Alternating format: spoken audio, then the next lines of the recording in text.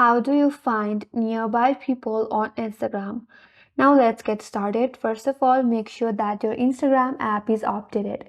If not, update your application from Play Store. And once you update the application, open up the Instagram app and make sure that you're logged in with your Instagram account. Now once you land in your home page now, from this menu bar at the bottom of this interface, there you will find the search icon. Tap on that. Now head over to the search bar.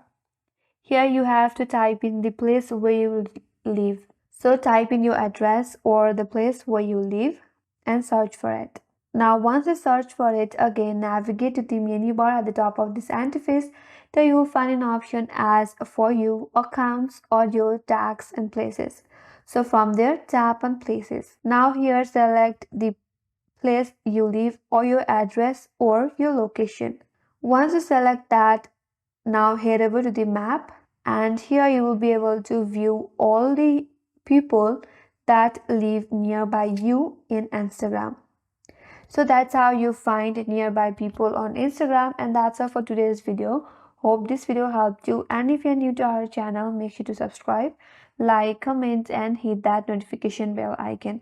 Thanks for watching and I will see you on next video.